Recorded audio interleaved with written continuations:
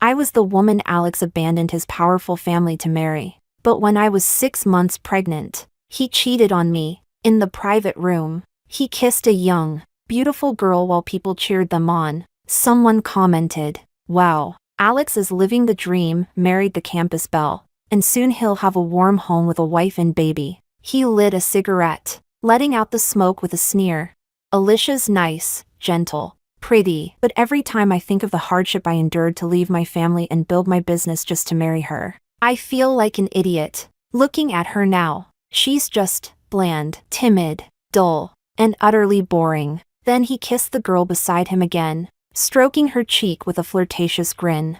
"You're the real deal. You don't care about status. You just want to have fun, however I want, whenever I want." But he forgot one thing. Alicia might be timid and quiet, but she bears grudges and always gets revenge. Chapter 1. I held hangover medicine from a pharmacy in one hand, a dripping umbrella in the other. On my phone was a message Alex had sent an hour ago. "Wifey, I drank too much. Come pick me up?" Same old sweet, pitiful tone. The hallway was bathed in a dim, golden glow. This was a high-end private club, one Alex only regained access to after rebuilding his career. Privacy? Guaranteed. Maybe it was too dark, but I tripped over the edge of the carpet, staggering several steps forward, heart racing. I cradled my belly. Then I felt something slip, my ring finger. A stab of pain hit me. My wedding ring had fallen off. 3 years of marriage. That custom-designed ring,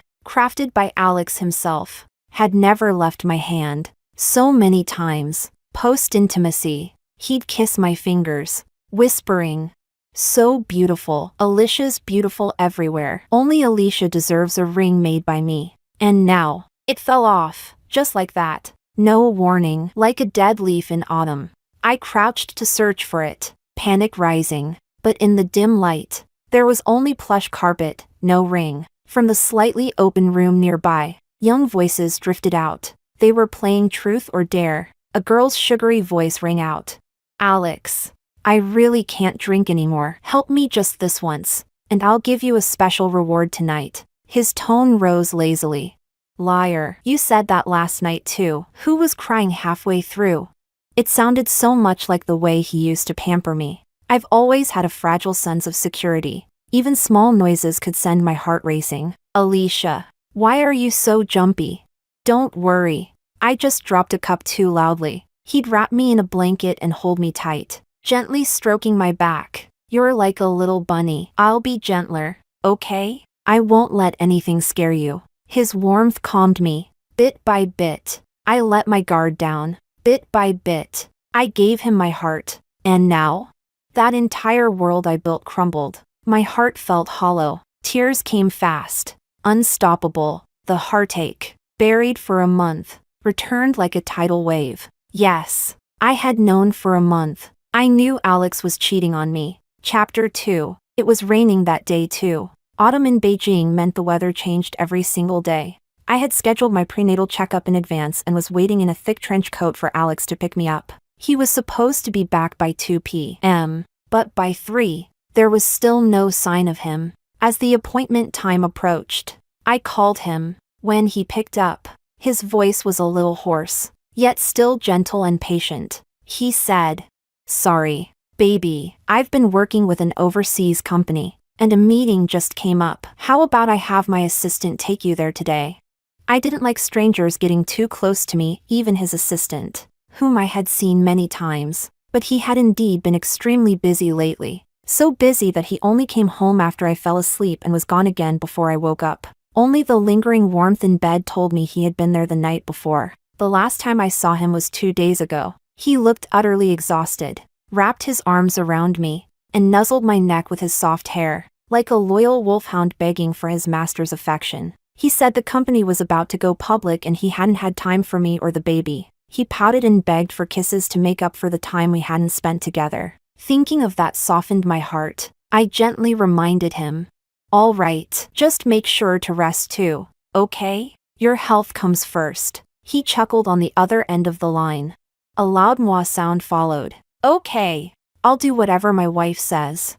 At the charity gala last night, I bid for the angel wings necklace for you. I'll bring it back tonight.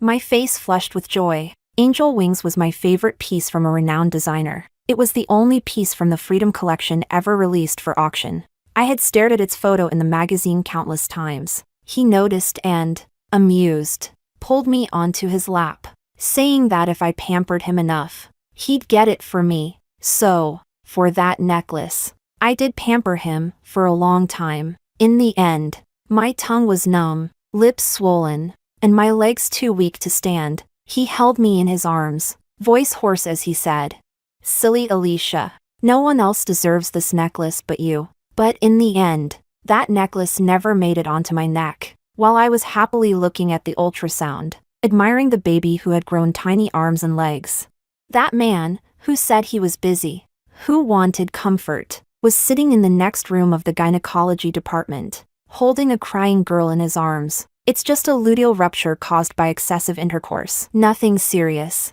Just be mindful of frequency and hygiene. Avoid intercourse for a while. The girl sobbed in pain, snuggling into Alex's chest and whining. Alex held her hand and kissed her forehead gently again and again, comforting her softly. In truth, Alex never had a good temper. Born into a wealthy family, he had been placed on a pedestal since childhood. In his youth, he was arrogant and wild. He had a fiery temper and was vindictive toward anyone who crossed him. His peach blossom eyes held nothing but pride and malice, let alone comforting others. He barely knew how to talk nicely. Only when he looked at me would those eyes soften. Now, he had learned how to comfort another girl like that. I stood at the doorway, clutching my medical report so tightly that it crumpled in my hand without me even realizing. Alex was right. I was timid and dull. Even after catching my husband cheating, I instinctively hid, afraid to confront them. What was I thinking?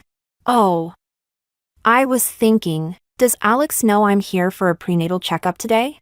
Does he remember I've always come to this private clinic? So, bringing her here, wasn't he afraid I'd see? Or did he do it on purpose? Did he want me to see them together? Was he tired of explaining and wanted me to give up on my own? My eyes scanned over their tightly entwined bodies. Finally, I focused on her neck. That necklace, the one I'd stared at in magazines countless times. He gave it to her. Chapter 3. That day. I don't remember how I got home. I just remember I walked through the rain, and my phone kept ringing and stopping in my pocket. It wasn't until I got home that I finally answered. Alex's voice sounded frantic. "Baby, where did you go? My assistant said you disappeared after you left. Where are you? Send me your location, I'll come get you." I numbly and calmly told him.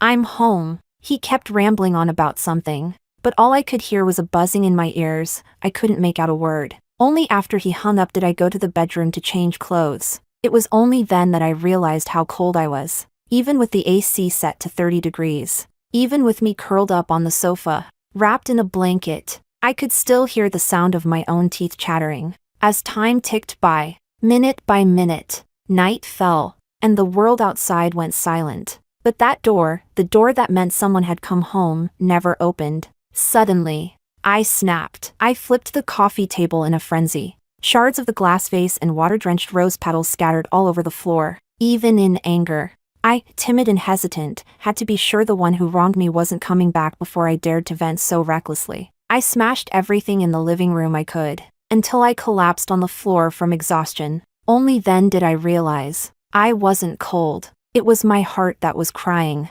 screaming in agony, in a pain so brutal it tore me apart. My head was spinning. I couldn't understand. What did I do wrong? Why would someone who loved me so deeply betray me during my pregnancy with a fatal blow?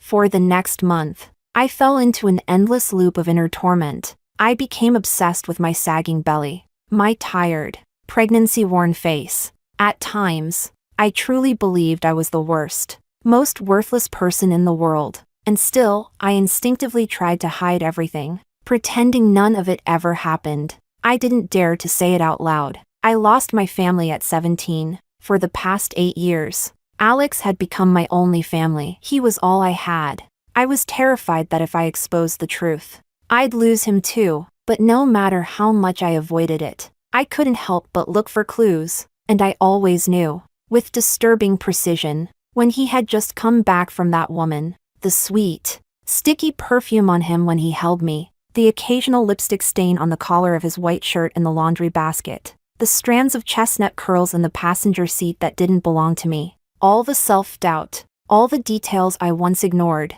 piled up like mountains, slowly eating away at my sanity. On the surface, I remained composed, but inside, it was a tsunami, wave after wave, crashing violently into my heart, until that heart, like an old crumbling wall, began to crack. Piece by piece breaking apart, revealing the foul, rotten marks hidden beneath. Chapter 4. Standing outside the private room at that moment, I finally felt the fog in my head, which had lingered for a month, begin to lift. The noise and laughter inside continued, but I no longer had any desire to go back in. Alex is living the dream, a beautiful wife and kid, plus a stunning mistress. I heard his wife used to be the campus belle, an ice queen, famous at school. She even went to the same college as the little mistress. A playful female voice chimed in. Really? Really? Alex, your wife is my senior. You told me she was so pitiful, lost her parents early. Her mom was even pregnant when she died. And her stepdad used to beat her. I thought she was some washed-up old housewife. Her voice grew sulky, mixed with a pout. If you'd told me your wife was this pretty, I wouldn't have asked you in bed last night who looked better between me and her. How embarrassing. Nah, sweetheart. When men cheat, they don't pick prettier women. What do you think she really wants from you? Exactly. And just because someone comes from a rough background doesn't mean they can't be beautiful. Your family's nothing special either. Look at Alex. His looks alone tell you his wife must be a knockout. You could guess that with your toes. The teasing became too much, and the girl burst into tears. Alex laughed and tried to smooth things over. Why are you teasing her? She's still young, innocent, and sweet. Don't bully her. As for Alicia, Alex's once playful tone shifted into something more cryptic. She is beautiful, gentle, elegant, but every time I think about how I had to cut ties with my family and start a business from scratch just to marry her, I feel like such a fool. And now, looking at her again, she's really just average. Ice queen? More like antisocial, timid, dull as hell. I still don't get why I had to have her back then. His final sentence trailed off with an upward lilt, as if even he couldn't believe his own past choices. But I felt nothing but bone-deep cold. What had been a nightmare for me, Alex had long shared it with his mistress. Perhaps even more people. They dissected me and my family like we were gossip fodder, stripping my pain bare for their amusement. My suffering had become their entertainment. And the question that had tortured me for the past month, why Alex cheated, was now answered by none other than Alex himself, making my self-inflicted torment over the last month seem laughable. Alex's father had also cheated on his mother during her pregnancy. By the time she found out, the mistress's child was almost 10, about Alex's age. After that, his mother's mental state began to crumble. She suffered for years before finally jumping off a rooftop. Not long after her death, Alex's father brought the mistress and illegitimate child into the home. That was when Alex moved out and never returned. He was 17 then. He lived next door to me. After everything, he became violent and volatile, constantly getting into fights and causing trouble. I only knew that the boy next door was about my age, and like me, unloved and neglected. So I often left ointments for bruises and cuts at his door. In secret. Later, after we got together, I learned the truth about his family and the vast gap between his wealth and my poverty. His father never abandoned him. Maybe it was out of some faint guilt over Alex's mother. But all the family's resources were funneled to Alex, unconditionally. Because of that, I once distanced myself from him, but Alex came to find me, held me with trembling arms and choked up. Alicia, I can live without anything. Except you. Don't leave me, I'll die. You're the only person I care about in this world. In the end, my heart softened. I went home with him and met the man who had driven his wife to suicide. He looked down on us from above like a king. Alex, if you insist on marrying that woman, I'll strip you of all the privileges you enjoy in this family. I will never forget the look of pity in his father's eyes when he looked at me that day, nor the mockery in his voice when he turned to Alex. He said, "Are you sure that when you lose the halo of being the young master and everything that comes with it, When you step into the world of bills and groceries, working hard every month and still not able to afford a single button on the clothes you wear now, while your little brother inherits the family business and enjoys wealth and admiration, are you sure you won't resent her? Are you sure you won't blame her? Back then, Alex stubbornly dragged me out of the villa. He left only one sentence behind. Then take it all back. Looking back now, everything was already foreshadowed. For example, I had once seen Alex staring blankly at an entertainment news photo on his phone, a photo of his illegitimate brother, dressed impeccably in a suit. I had also seen him, during the hardest days of his startup, drunkenly push away my hand as I tried to wipe his face, his eyes filled with hatred as he mumbled, "Why does he get to have everything? He's just a bastard. His mother is a homewrecker." And they all forgot how they used to fawn over me. All of these fragments pieced together into one complete truth. Alex resents me. How ridiculous. What right does Alex have to resent me?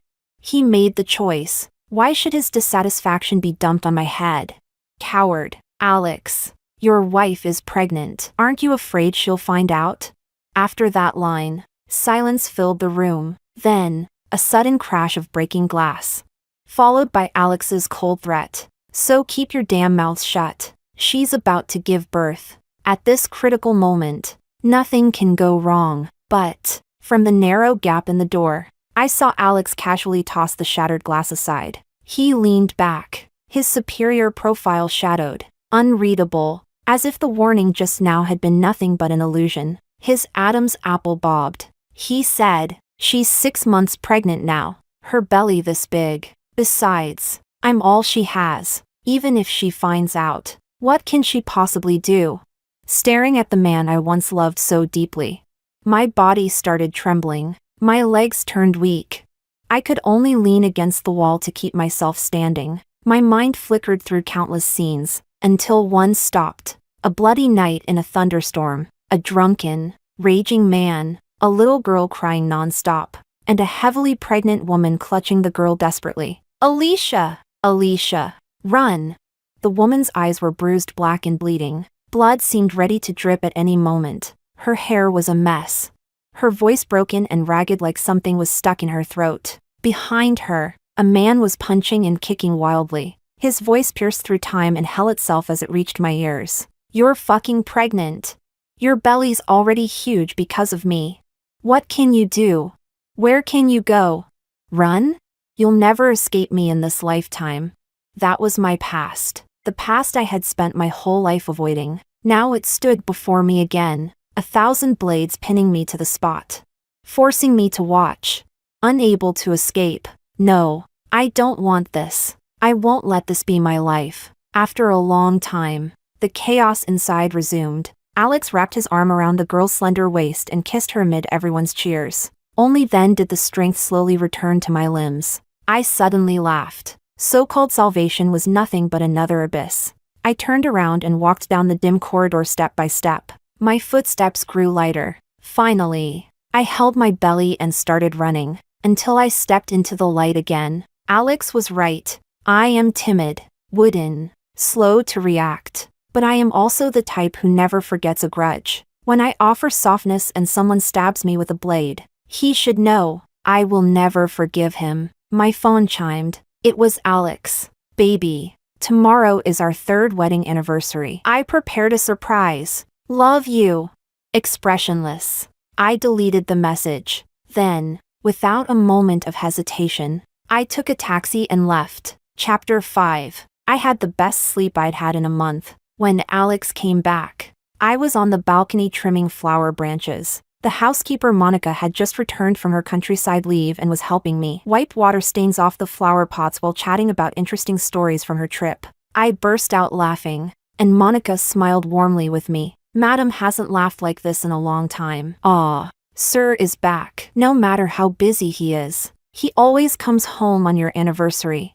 Out of the corner of my eye, I saw the man in the garden below, holding a bouquet. He was frowning, carefully adjusting his clothes in the car mirror, and the roses in his arms were glistening with dewdrops. Married so long, yet Sir still tries so hard to look his best for Madam. "Look, he's even spraying perfume down there. Sir truly loves you." I let out a cold laugh. Just a man doing a final check to make sure his wife doesn't catch his lies. What are you two talking about? So happy?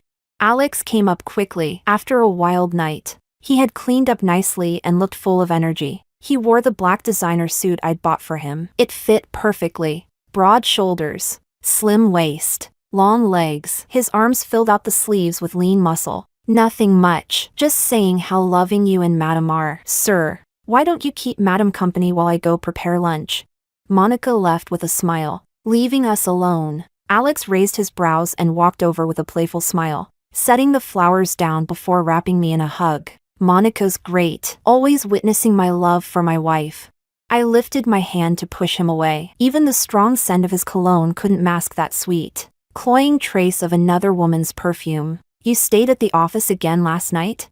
I turned to meet his eyes. Yeah, it was 2 a.m. by the time I finished work, so I just slept at the office. Babe, I missed you so much. I can't sleep without holding you. He took my hand and nuzzled his head against it, sounding pitiful, completely guilt-free. I let out a quiet laugh. Really? It rained last night. I was worried you'd get soaked, so I brought you an umbrella. Your coworkers said you left early. Alex froze mid-motion. I calmly pulled my hand back and sat down on the sofa, not even looking at his face. Then suddenly, he rushed over and held me tightly, his arms wrapping around me like a vice. Even his tone became cautious. I'm sorry, babe. Last night, a company CEO said there was an issue with the contract, so I had to entertain him late. I drank a lot and blacked out in a random hotel. I didn't mean to hide it from you. I just didn't want you to worry, especially with the baby. The more he spoke, the softer his voice got. A look of grievance slowly crept onto his face, as if he really were a good husband,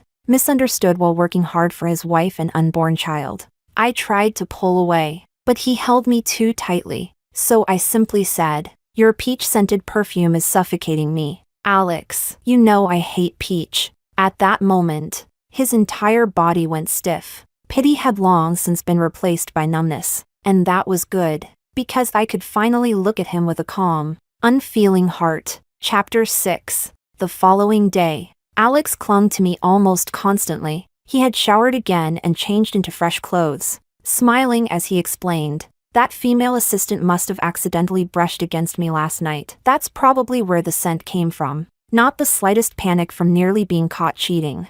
I truly never knew he could act this well. I smiled and nodded, letting the matter pass. Alex gave the housekeepers the day off, saying he wanted to spend the whole day with me, just the two of us, clinging to me like glue. He didn't even let them cook, just sent everyone away. Watching him bustling around the kitchen, for a moment, I felt as if I'd gone back to the early days of our marriage. Back then, I had trouble sleeping, my mental state was poor, I was thin, and he would personally cook for me every day after work, determined to feed me well. If only his phone hadn't kept ringing. He frowned as he rejected yet another call. 2 chicken wings in the pot were burned because of his distraction. At the same time, my own phone buzzed a few times. It was several pictures and a folder. The photos were taken in Alex's office. A woman was kneeling on the desk, her tight skirt pushed up, the man only undoing his zipper. Their bodies were tightly connected, his restraint mixed with her pleasure.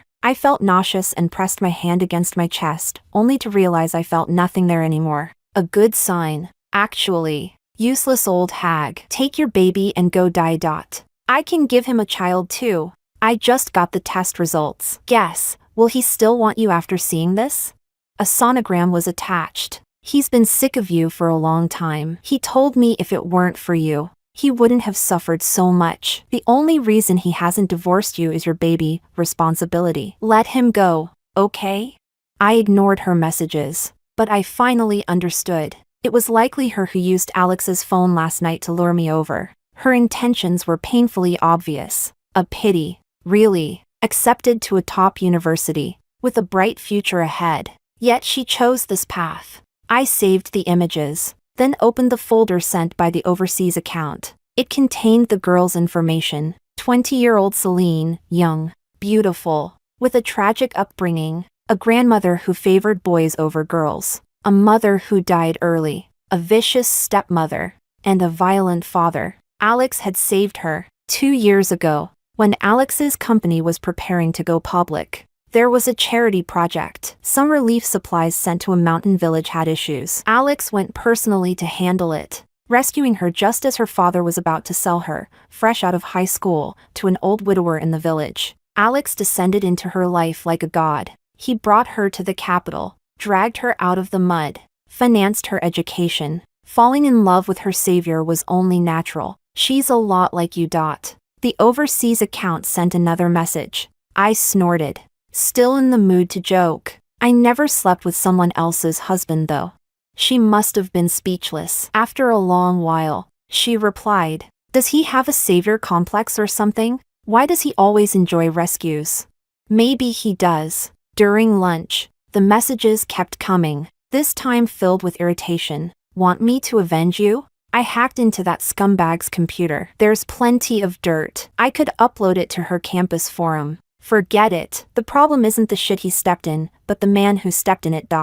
What are you chatting about? You look happy. Alex placed the dishes on the table. He knew I had a very special friend, one who never showed up and appeared unpredictably. I smiled and walked to the table, talking about a fallen woman rescue story. Alex pulled out my chair and helped me sit carefully. What's so interesting about that? You haven't had my cooking in ages. He leaned over and kissed my forehead as I sat down. The moment I remembered the photo Celine sent, my stomach churned again, and my mood soured. Without thinking, I said, real stories are always entertaining. A man meets his beloved wife in a club, and years later, he brings his mistress out of the same club. Tell me, does he have some special fetish, saving fallen women?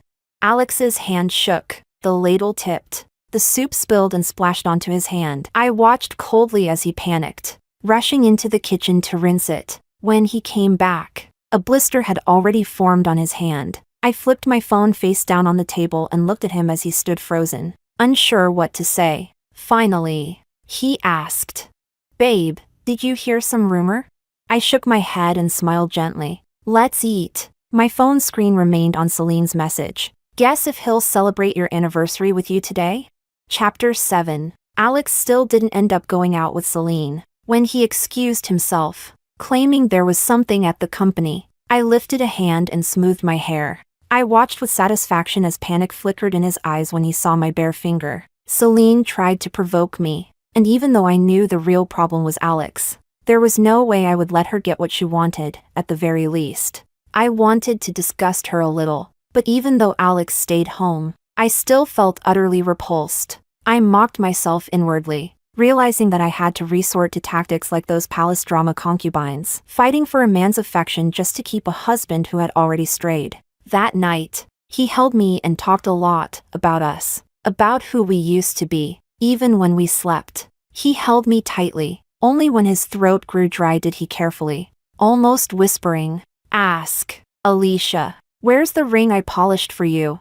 I forgot where I tossed it, I replied. Silence fell behind me for a long time before Alex finally spoke again. It's fine. If it's lost, it's lost. I'll make you another one. A sudden coldness touched my neck. I lowered my gaze. The wing-shaped diamond on the necklace pendant shimmered faintly. Alex turned my body to face him, his eyes filled with deep affection. Alicia, happy 3rd anniversary. The necklace you wanted, I brought it back for you. It was the angel wings necklace Celine had worn. I closed my eyes and hummed in acknowledgement, pretending to sleep as I turned away from him, showing him the back of my head. Maybe the anniversary had already become too chaotic. Alex didn't say anything more. He simply wrapped his arms tightly around me from behind. Just before I drifted off, I vaguely heard him murmuring, Alicia, be good, you have to stay with me forever. You can never leave me. But his so-called forever only lasted a few hours. I woke up the moment Alex quietly got out of bed in the middle of the night. I kept my eyes closed, listening to him fumbling in the dark as he dressed and then left the room. Downstairs, Celine seemed to have been waiting for a long time. The moment he appeared, she threw herself into his arms. I watched silently for a while, then yanked the necklace from my neck and tossed it into the trash bin. After that, I went to sleep in the guest room beside ours. Dirty, absolutely filthy. The moment he left, I couldn't pretend anymore. Chapter 8. I received Alex's message the next day. He said he had to go on a business trip, sounding extremely cautious. I'm sorry, baby. This business trip was decided at the last minute. It's an emergency. When I come back, I'll stay with you through the rest of the pregnancy. I won't go anywhere. I'll stay right by your side. Baby, be good and wait for me at home. Work is the most important. Don't worry about the rest. When you come back, I'll have a big gift for you. That's how I replied. On my phone was a photo of him holding Celine's hand as they boarded the plane. The tall man and the petite woman looked like a pair of deeply entwined lovers. Turning off the screen, I took out the photos we had taken over the years and fed them into the shredder. Then I let the people I had already arranged for come in and smash everything in the room that could be called a memory we shared. The handmade ceramic cups we made together. The trophy we won from the school project we worked on. The handmade rocking chair I had pestered him to make for me. And even the baby's room we had already finished decorating. We actually could have checked whether the baby was a boy or a girl. But Alex refused. He said he wanted to wait the 10 months and see for himself. So we decorated 2 nurseries. The pink one for a daughter, the blue one for a son. But now, they were turning into ruins before my eyes, along with all my expectations for the baby. After telling the babysitter she wouldn't need to come for the next few days, I left the house. In the car on my way out, a message came from my overseas account. Are you sure about this? Yes. I'll come back to be with you. Just 5 short words. And all the grievances of these days burst like a breached dam. Tears instantly streamed down my face. Okay. Chapter 9. Night fell, and Alex leaned against the window smoking. A nurse in the hospital room reminded him, "Sir, smoking is not allowed in the ward." Alex responded quietly and crushed the cigarette ash with his fingers. How is she? No major issues. She can have the surgery tomorrow. Just make sure she avoids sex during the recovery period. And she shouldn't get exposed to cold drafts. She's still young. She'll recover quickly. After saying that, the nurse left. Celine's eyes were red, her face pale as she called out to him, "Alex." She had forgotten the smugness she felt when she sent the pregnancy test to Alicia. At this moment, all she wanted was to ask if she could keep the baby. She wanted to say she wasn't with him for money, but the words never made it out. "I'll transfer a sum to you. It'll be enough for you to live comfortably for the rest of your life. Don't contact me again after this." Alex's expression was cold, completely different from the gentle man he had been before. Seeing that she wanted to cling to him, he bent down and grabbed her face, squeezing so hard that 2 red marks instantly formed on her cheeks. "I told you the rules from the beginning, Celine. Behave, or you won't be able to stay in Jing City. Otherwise." He let out a short, cold laugh, leaving the rest unspoken. Yet the threat was very clear. Celine trembled. She suddenly remembered how ruthless Alex could be. His pampering in recent days had made her delusional, made her forget that she was nothing more than a pet he kept, and all of his real affection was reserved for that woman named Alicia. "All right, you'll have the surgery here. My assistant will coordinate everything afterward." Alex stood up, ready to leave. Celine was still frozen, and suddenly, she remembered how she had provoked Alicia. If Alex found out. She suddenly reached out and grabbed Alex's sleeve. "Alex, just these last few days. Can't you stay with me? This is our baby. Can't we send it off together?" Celine lifted her face, tears already streaming down like a pitiful, fragile girl. She thought she could at least stall him for a few days. After the surgery, once she recovered a little and got the money, she would leave this place completely, disappear so no one could ever find her again. That way, even if Alex knew she had exposed everything to Alicia and wanted to settle accounts, he'd never be able to find her. Alex lowered his head to look at her. From this angle, Celine most resembled the Alicia from back then. 17-year-old Alicia had already been beautiful, the kind of beauty that stunned you at first glance. But she was also fragile and sensitive. She was the kind of girl who made men harbor wicked thoughts easily. So, for the first time, the proud young master found himself paying attention to someone. He had actually known about Alicia's family situation on the very first day he moved there. Her family was well known in the building, so notorious that even the neighbor's pet dog would bark and take a detour upon seeing them. The reason was simple: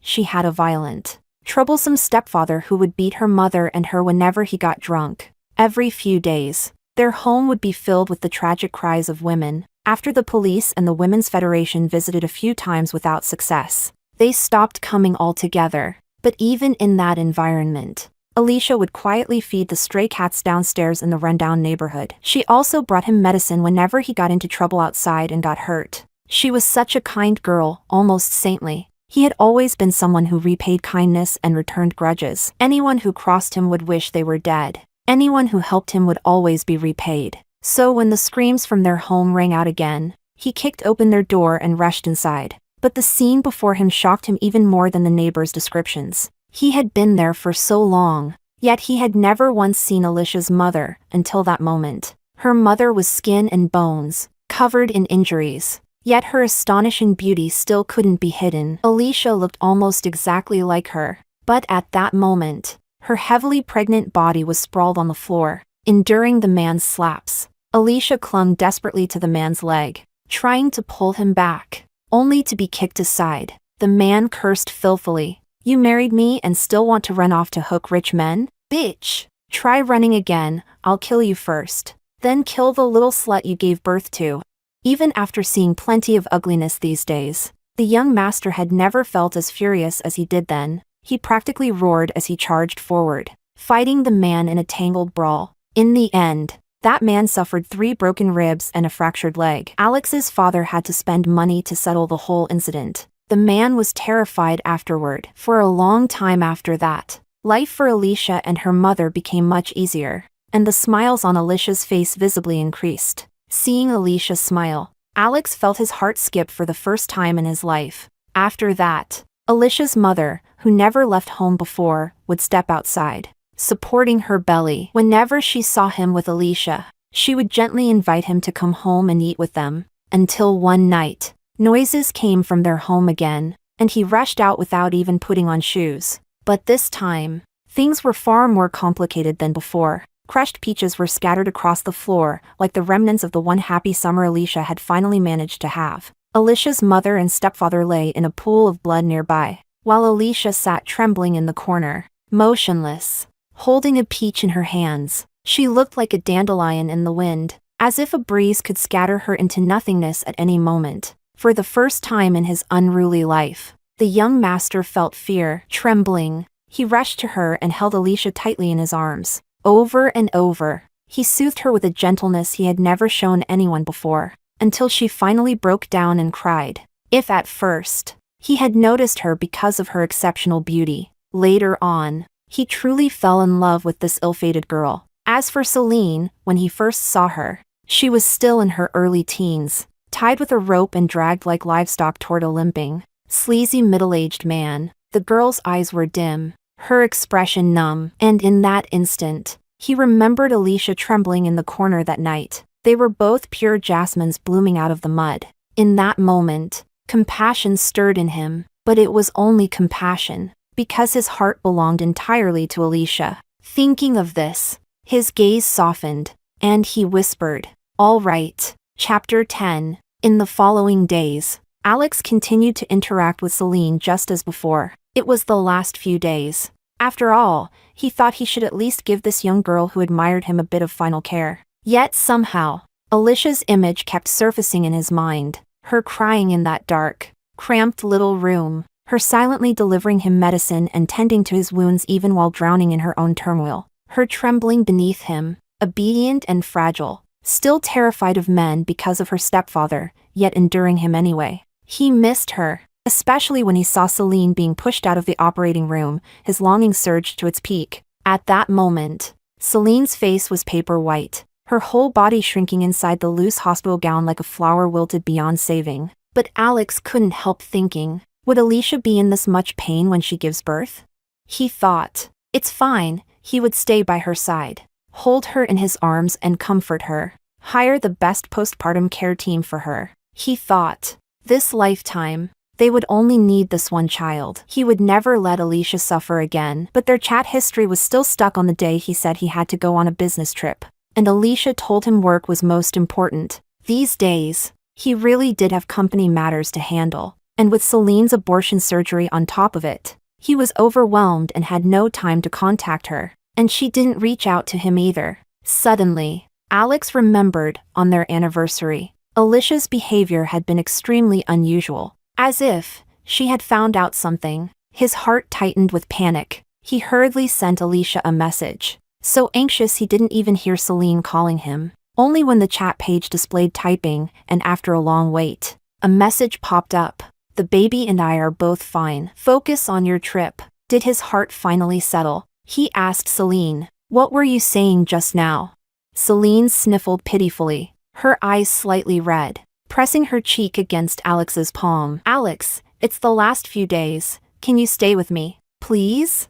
Alex didn't speak. He simply put down his phone. On the day Celine was discharged, Alex immediately asked his assistant to book a flight back to Jing City. Before boarding, he called Alicia. Her voice was still gentle, saying she would pick him up at the airport. He curved his lips happily. Baby, stay home and be good. You're 6 months along. Don't run around everywhere. I brought you a gift. Right before hanging up, he was struck with a sudden impulse and called Alicia. A soft came from the other side. He said, I love you. The past few years had been too difficult. He had left his family's support, and from starting a business to rebuilding himself in Jing City, he had endured countless hardships. So many people called him an idiot, throwing away his position as heir all for a woman. They compared him with that illegitimate son. Who was he? He was once heaven's favored child, the crown prince, admired by everyone. Yet people threw his dignity and reputation to the ground for that bastard to trample. Those playboys he once looked down on could, just to flatter that illegitimate son, casually crush his barely recovering company into decline again. Because of all this, he had unreasonably blamed Alicia and even hated her. Hated that her existence made him lose his mind and abandon everything. And so, as time passed, he had rarely spoken those 3 words with such genuine warmth again. Yet now, speaking them suddenly, his heart pounded like a foolish young boy's, eagerly waiting for her reply. But time passed, long enough that his wildly beating heart slowly calmed, and the smile on his lips faded. Only then did she say softly, He hung up. The warmth faded, and the smile on his face stiffened a little. But it didn't matter. Celine was the only thing he had ever wronged Alicia with. Once he went back and wiped away all traces, nothing would remain. Alicia would never know anything. They would still be as loving as before. And soon, their baby would arrive. As the harmonious scene flashed in his mind, even his expression softened. After he got off the plane, a light drizzle began falling over Jing City. Even the air seemed to carry a sense of foreboding, like something important was about to be ripped out of his life. Alex forced himself to focus as he got in the car and pressed the accelerator repeatedly. Faster, faster. He would drop Celine off at school and then go home to find her. What was Alicia doing now? Was she quietly reading on the sofa? Or trimming the few potted plants she treated like treasures on the balcony? Or perhaps she was already holding her belly, pacing at the door, waiting for him. Bang! The accident struck unbelievably fast. Instinctively, he leaned sideways, shielding Celine with his body. No matter what, she had just gotten rid of a child for him. If the impact was severe, her life might be at risk. With the rain and his chaotic thoughts, the car rear-ended the vehicle in front. The front of his car rammed violently into the back of the other one. Alex knew it was his fault. But who was he? He had never admitted mistakes since childhood. After confirming that Celine was unharmed, he immediately called his assistant and told him to handle it the way he always did. Teach this unlucky bastard who dared bring him misfortune a lesson. After hanging up, Alex stepped out of the car with a cold expression. Celine, frightened, tugged at him and followed him out. The rain grew heavier. Alex took off his coat and covered Celine's head, shielding her as he held her in his arms and prepared to step forward to see who was in the other car. But after only a few steps, he froze, because he saw a sight that would be carved into his soul for the rest of his life. A woman pushed open the car door and fell to the ground. Her swollen pregnant belly trembled with pain from the wound on her forehead. Then she lifted her head. Her gaze toward him and Celine was as calm and still as a dead lake. And that face he had missed for so long appeared right in front of him. In that instant, it felt as if all the blood in his body had drained away. Terror made his lips tremble uncontrollably. Yet not a single sound came out. Chapter 11. When I woke up in the hospital, the wound on my forehead had already been bandaged. Actually, My injury wasn't serious, the scene just looked frightening. A nurse came in and said a few things, then was called out after she left. Alex stood outside the door. His voice was very low as he asked about my condition, but he didn't dare come in to see for himself. I lowered my eyes and gently stroked my belly, calling him Alex. His questioning stopped abruptly. After a long while, the door was pushed open. Alex's suit was wrinkled, still the one he'd used to cover Celine from the rain. He hadn't changed. He forced a fragile smile at me and spoke in a dry voice. Alicia, don't misunderstand. With her. Come see our baby. I interrupted his excuse gently. By then the weather had cleared. I tilted my face toward the sunlight and smiled at him. Alex's expression instantly softened from panic to tenderness as he watched me walk over in a daze. I looked at him carefully, and finally guilt appeared on his face. Guilt for cheating on his pregnant wife. I thought it was funny, and actually laughed out loud. Alex snapped back to himself and, trembling, reached out to touch my belly. His voice was nearly choked when he spoke again. I'm sorry. Alicia, yesterday, you scared me to death. Didn't I tell you to stay home and wait for me? I didn't. He couldn't finish. He pressed his head against my belly and whispered, if anything happened to you, what would I do?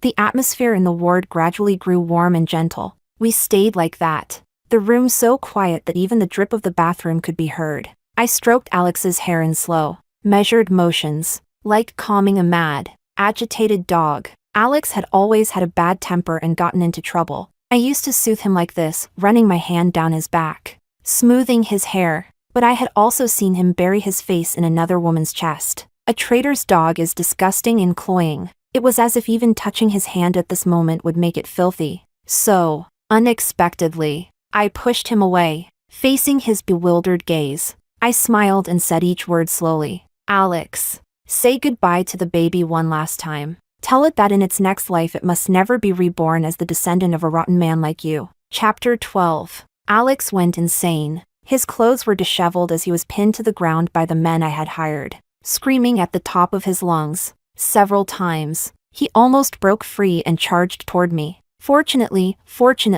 I had prepared in advance. When the contractions started, the men I had paid to stand guard outside held him down. As he watched the changes in my expression, his eyes shifted from shock to pain, and finally to utter despair. Alicia, you're joking, right? I was wrong. I was really wrong. I was only with Celine for those few short months. I never loved her. I love you. I've only ever loved you. I'm begging you, please. I'm begging you, this is our child. Alicia, we're the only ones left in this world who are close to each other. This is our child. You can't. Ah. Alex's eyes turned blood red, as if he were about to bleed from them, his emotions collapsing entirely as he let out inhuman screams. Yes. In the end I still chose to induce labor, to remove this child, and I did it right in front of Alex. I could clearly feel the medicine taking effect, the violent movements of the baby inside me, its final struggle. My stomach twisted in pain, and my heart spasmed. Trembling, I nearly crawled off the bed, inching step by step toward him. My calm shattered. I grabbed him by the collar. No, I can, Alex, because trash like you and your father don't deserve to have descendants. Alicia! Pinned and forced to kneel before me, Alex screamed in agony. In the 7 years I'd known him, and the 3 years we had been married, he had never once lost his temper at me. Now his eyes were ferocious, and the hatred he had buried deep finally surfaced. Knowing he hated me was one thing, seeing it was another. For a moment, everything felt torn and absurd. That was your child too. I made the mistake. What did it do wrong? Even the chance to be born is being taken away. How can you be so cruel? Did you forget your mother? She died protecting you. You're a mother now. Alicia!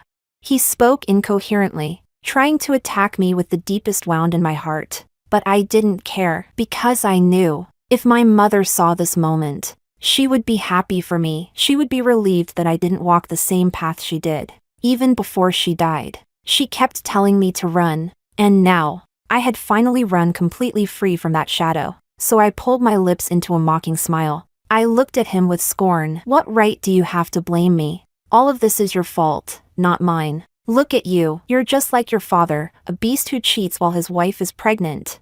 So the genes of the wicked really do pass down. And you don't deserve to have descendants. And I am not your mother, who died tormented because her husband cheated. In this moment, everything I knew about him became a blade stabbing straight into him. The room was filled only with his ragged breathing and bloodshot eyes. My forehead throbbed with pain, veins bulging, yet I remained calm and composed. A nurse hurried in to check on me, terrified something might go wrong, rushing to support me. Did I win? No, I didn't. In this battle, we were both losers. Alex was pinned to the ground, forced to kneel. I turned my head away, unwilling to look at him anymore. He should kneel to send this child off. Chapter 13. My belly hurt more and more. It felt as if my entire lower body was being torn apart. An induced labor meant delivering this child. Already a stillborn, a nurse supported me as I paced in the bathroom, running her hand down my back and coaching me how to regulate my breathing. Alex knelt at the bathroom doorway, his eyes bulging as he stared fixedly at my belly, tears streaming uncontrollably down his face. It turned out he cared about this child that much. My abdomen felt as if countless dull blades were twisting inside, sweat soaking my body inch by inch. But looking at Alex like that, a strange thrill ran through me for a moment. My scalp tingled. Partway through, the doctor came in to check on me and gave me an injection for painless delivery. I was biting my mouth so hard that blood filled my mouth from the pain. Yet I still spoke, word by word. Alex, when you cheated, did you ever think about me being pregnant? Did you ever think about this child? Remember this, because you cheated. This child was killed before it even had a chance to breathe. Blood snaked down my legs onto the floor, forming a pool. Finally, with a soft sound, the child was expelled into a medical basin that had been prepared in advance. Alex's gaze followed the child tightly. His expression moved from despair to numbness, his throat making an inhuman ho-ho sound. At last, I bent slowly and lifted the tiny, already formed baby from the basin and placed it into Alex's arms. Alex, look at it. Look at the child who lost its life because of your mistake. So that later, when you dream, you won't forget what it looked like. Alex ran, fleeing in a panic. He even stumbled as he burst out of the ward. Watching his retreating back, I tilted my head and took a deep breath. I know I have severe psychological issues. I had been actively treating them before, but then I became pregnant. And strangely, this little thing taking root and growing in my belly seemed to have a peculiar power. It slowly repaired the wounds in my mind. And for a long time afterward I didn't relapse. Naturally, I stopped needing medication and no longer had to see my psychiatrist. A week ago I went back to the psychiatric clinic, not to seek treatment, but to tell the doctor about this dark month. At the end I asked, "Doctor, tell me, what can I do to make him regret it?" My psychiatrist didn't answer, and I didn't wait for him to. As Alex said, he was the person who knew me best in the world, and I knew him just as well. After so much therapy, I had learned how to reverse direction and strike at a person's weakest point. I think Alex will never have children again in his life. This is a brutal psychological castration. It is the big gift I promised to give him. Chapter 14. I stayed in the hospital for a week. During that time Celine called me once. On the other end, she no longer sounded smug like before. She hysterically demanded, "What did you do? Why won't Alex's fever break after he came back? He can't even eat." Alicia, you vicious woman. You should go to the 18 levels of hell. I only smiled faintly and asked her one question. I heard Alex forced you to abort your child?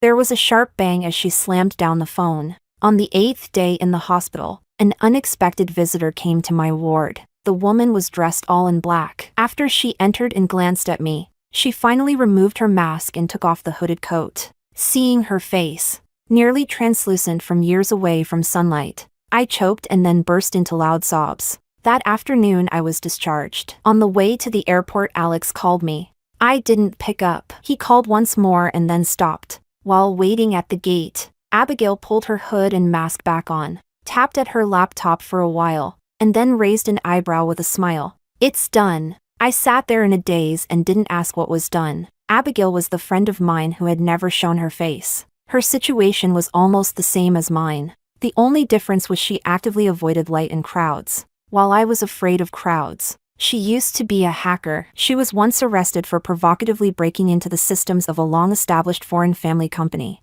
That family later bailed her out and hired her as a network security engineer. So when she says it's done, it's not likely to be anything good.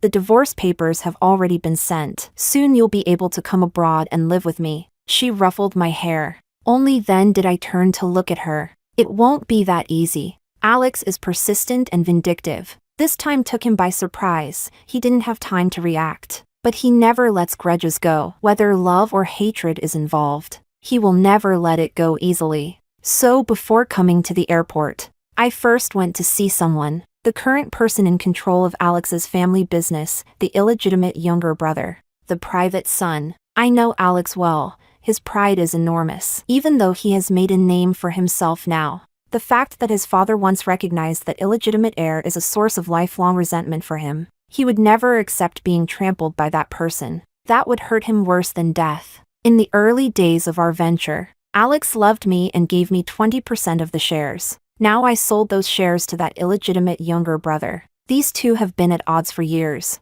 each trying to crush the other. This opportunity, the private son would surely not miss. Only if they fight could I buy myself some time to recuperate and get the money I need to live abroad. Chapter 15. After going abroad, I spent a long time recovering. The 6-month induced labor had caused great damage to my body. During that period, I finally understood what Abigail meant by "it's done." She had hacked into Alex's computer, taken the bed photos and videos of Alex and Celine, compressed them, and scheduled them to be sent out widely to every one of Alex's business partners and company employees. She also privately forwarded Celine's provocative messages to Alex. Alex's company had already been unstable because I sold my shares to the illegitimate son. These things only made Alex's situation worse. Even then, he still didn't give up contacting me. No matter how tightly Abigail guarded things, a few messages would still appear on my phone every now and then. "Alicia, where are you?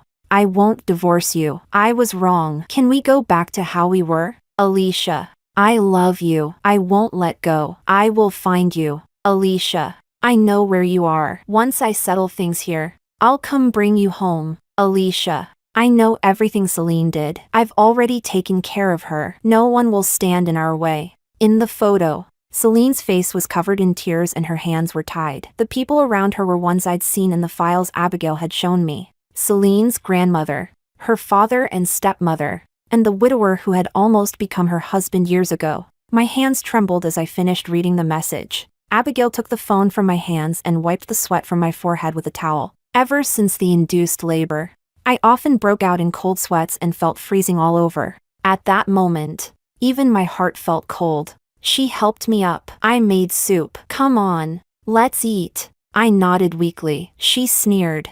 "Looks like things still aren't messy enough. You still have the energy to flirt." Then she went back to her room, took out her laptop, and sat at the dining table. "Eat first. I'm going to add a bit more code for him." Before she could start, I grabbed her hand and shook my head. "Don't. He's already a dying force. That illegitimate son won't give him any chance to rise again. It wasn't worth her risking it another time." Chapter 16. Very soon, things took another turn. Celine escaped and posted online, claiming she had been deceived emotionally and physically, and that she had no idea Alex was married. At the same time, Alex released the chat records Abigail had sent him, exposing Celine's lies. The two of them began biting each other like rabid dogs. Those who betray will eventually be betrayed. After my body recovered a bit, I asked Abigail to make a travel route for me so I could go out and walk around. In my 20-some years of living, I had never gone anywhere alone like that.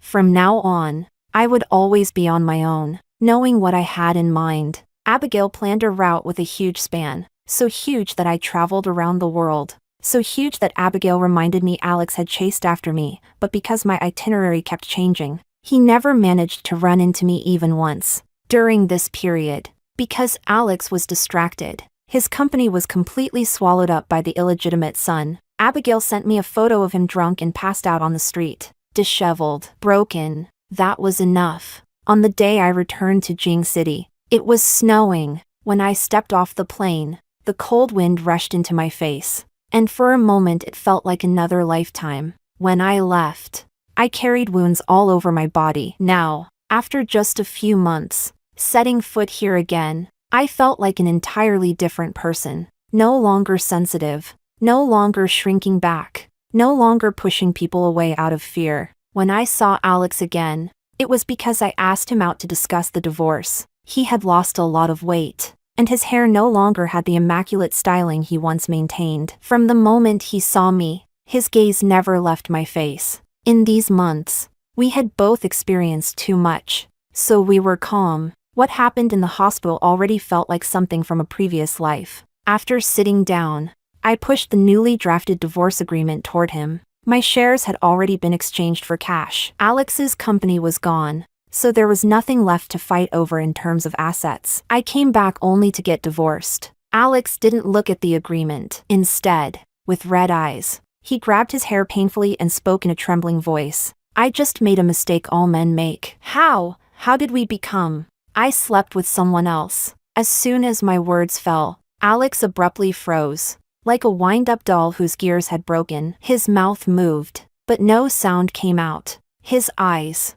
however, were filled with despair. The redness overflowed with tears that fell one by one onto the table. He rarely cried. The only 2 times I'd seen it were at the hospital last time, and now. Last time, it was uncontrolled tears from shock and trauma, but this time, he cried while wiping his face. Hand pressed over his chest, and after a long moment, he staggered to his feet and reached out to grab my hand. It's okay, Alicia, I'm okay. Let's make up, all right? Let's not divorce. I'll change. There won't be anyone else anymore. I'll make a comeback soon and give you a good life. I simply avoided his hand and gently punctured his fantasy. No, Alex, you won't have a comeback. Your spirit is already gone, and we won't reconcile. That ended the moment you cheated.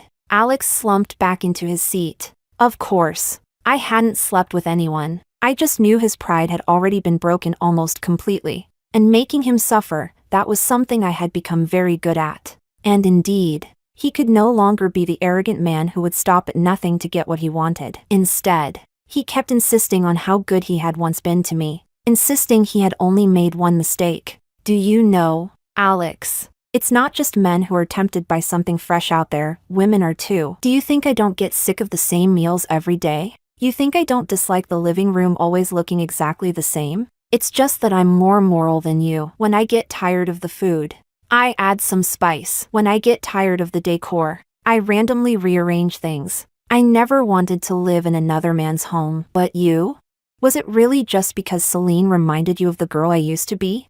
Chapter 17. Alex eventually signed the divorce agreement. Before leaving, I said one last sentence. By the way, Alex, you once told that group of Playboy friends that I was already 6 months pregnant, that my belly was this big, and even if I found out you cheated, what could I possibly do?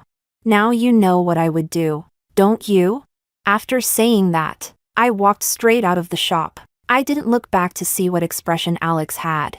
I also didn't tell him that the Alicia he thought was dull and timid was actually stubborn to the bone, just as vengeful as he was. That night among the peaches scattered all over the floor, it wasn't my mother who injured my stepfather. It was me, panicked. I pushed him, causing his head to hit the corner of the table. Unfortunately, he died, and my mother still couldn't be saved. And the real reason that man laid hands on my mother that night was because earlier, when she invited Alex over for dinner, the rebellious boy threatened that beast verbally. I knew Alex wanted to protect us, but he happened to run into that beast when he was drunk. That scum had already been holding resentment because Alex had suppressed him before. That night, after drinking and then being threatened, he became even more violent. Afterward, I tried to hate Alex, but I knew he meant well, and he truly had helped us. During those dark days, he walked through the mud with me, but anyone can mention my unfortunate family background, except him, because I once trusted him, loved him. Ultimately, he also helped stack the bricks of my misfortune. So when he turned my pain into a joke and told everything to Celine and those rich brats, our mutual destruction was already destined.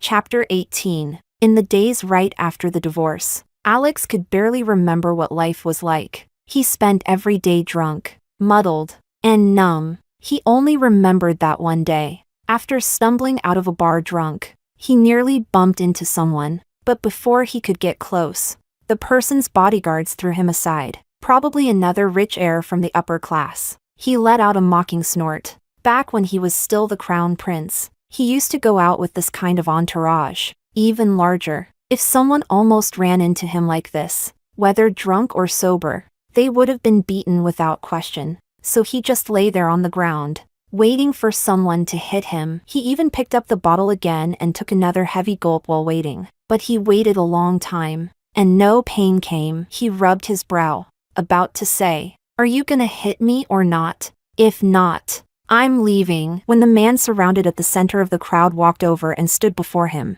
The man was young, with facial features very similar to his own. He recognized him almost instantly. In that moment, he couldn't describe what he felt. Disgrace, humiliation. No, more accurately, for that instant, he felt it might be better to just die. He tightened his grip around the bottle, trembling so hard his hand shook. The illegitimate son only glanced down at him from above and said, "So this is all you are," then walked away with a large entourage. Not far away, the bar manager waited at the entrance, a fawning smile plastered on his face. Alex took another swig of alcohol, chewing on the words, "So this is all you are." Yes, to that illegitimate son, someone like him now truly meant nothing. The other man was bright, polished, and surrounded by admirers, and he himself was nothing but a puddle of rotten mud. As he kept thinking about it, his eyes began to burn again. He pulled out his phone and instinctively dialed the number etched deep into his bones. He thought she should be there for him.